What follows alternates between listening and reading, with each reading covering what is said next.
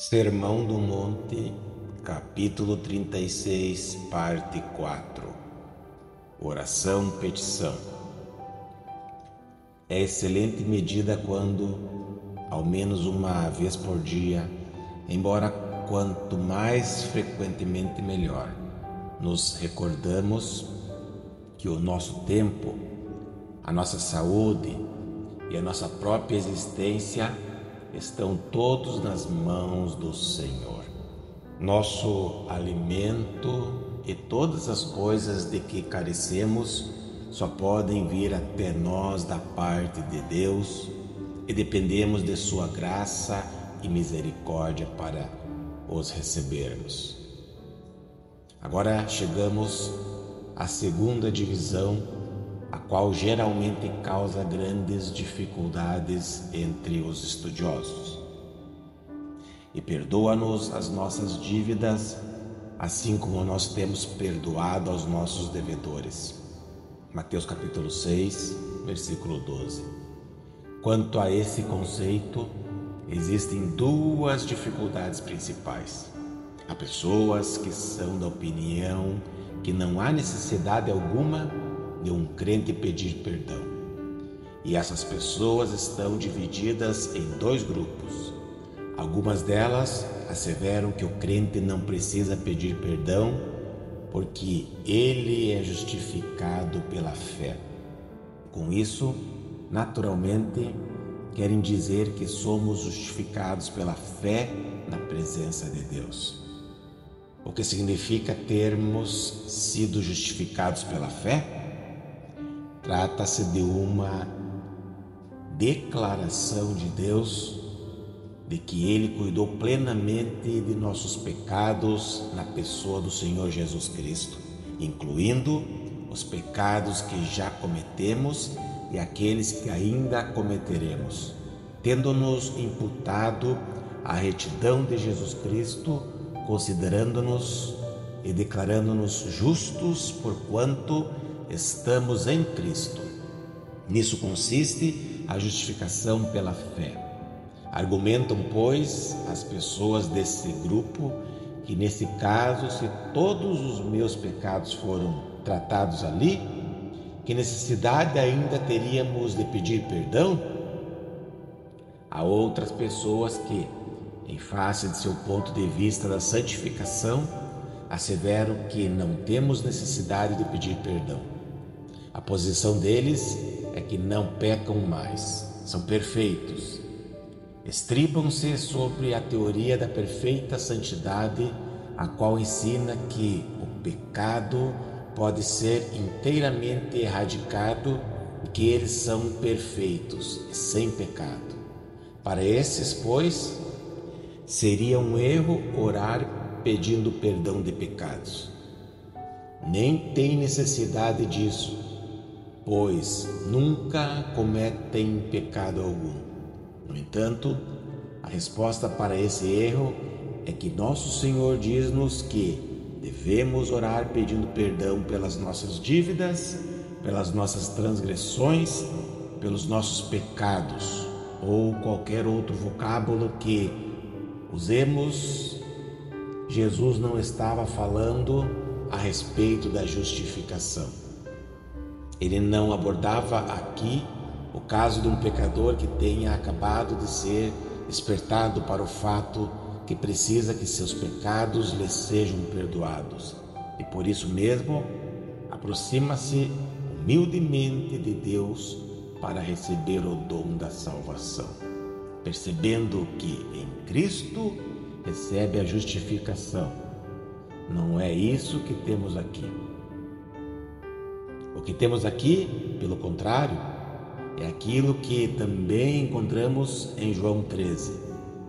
Você deve estar lembrado de que, quando ele lavou os pés dos discípulos, Pedro lhe disse: Senhor, não somente os pés, mas também as mãos e a cabeça.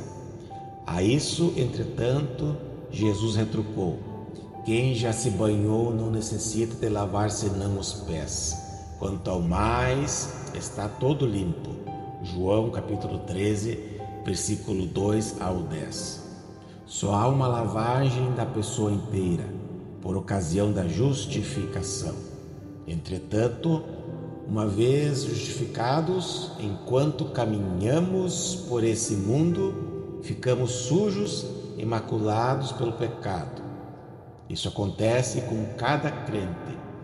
Embora saibamos que fomos perdoados, continuamos precisando de perdão para os nossos pecados e fracassos diários. Tudo isso é declarado sucintamente em 1 João capítulo 1, onde lemos que o crente, embora ande na vida de fé, ainda assim pode incorrer em delito. O que nos convém fazer a esse respeito? João recomenda-nos confessar os nossos pecados, dizendo: se confessarmos os nossos pecados, Ele é fiel e justo para nos perdoar os pecados e nos purificar de toda injustiça. 1 João capítulo 1, versículo 9. O apóstolo João não estava falando com indivíduos incrédulos. A sua epístola destinava-se a pessoas crentes. Sim, ele escrevia para crentes e nosso Senhor também falava para crentes. Quem é o indivíduo que pode orar: perdoa-nos as nossas dívidas, assim como nós temos perdoado aos nossos devedores? É o indivíduo que já recebeu o direito de exclamar: Pai Nosso. E o único homem que tem o direito de dizer Pai Nosso é aquele que se encontra em Cristo Jesus. Por assim dizer, essa é a oração dos filhos. Não se trata de alguma oração que qualquer pessoa possa usar, mas destina-se exclusivamente àqueles que já foram feitos filhos de Deus, mediante o Senhor Jesus Cristo. Temos aqui o retrato da relação entre um filho de Deus e seu Pai Celeste. E, no instante em que percebemos que ofendemos, ou entristecemos, ou pecamos contra o nosso Pai, devemos confessar o erro e pedir-lhe perdão. Temos a certeza de que somos perdoados.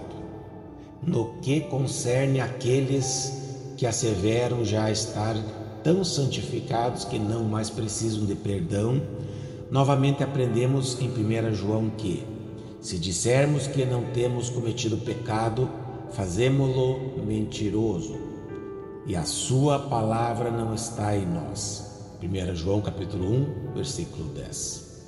O homem que não reconhece quão negro é o seu próprio coração, mas preocupa-se meramente com as suas próprias teorias, é um homem que jamais se examinou verdadeiramente. Quanto mais uma pessoa tiver sido santificada, tanto maior será o seu senso de pecado, a sua consciência de pecado no íntimo. Consideremos, porém, a segunda grande dificuldade que secunda essa posição. Perdoa-nos as nossas dívidas, assim como nós temos perdoado aos nossos devedores. Há pessoas que dizem que essa oração jamais deveria ser usada pelo povo evangélico, pois fazê-la, conforme elas afirmam, é retornar à lei mosaica. Asseveram elas que essas palavras se aplicam somente àqueles para quem nosso Senhor se dirigia pessoalmente e que elas terão aplicação, uma vez mais, àqueles que estiverem vivendo na futura era do reino.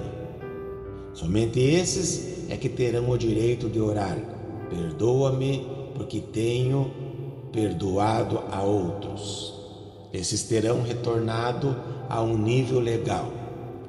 E esses intérpretes completam: essa oração não diz em nome de Cristo, e nem há ali qualquer menção à expiação.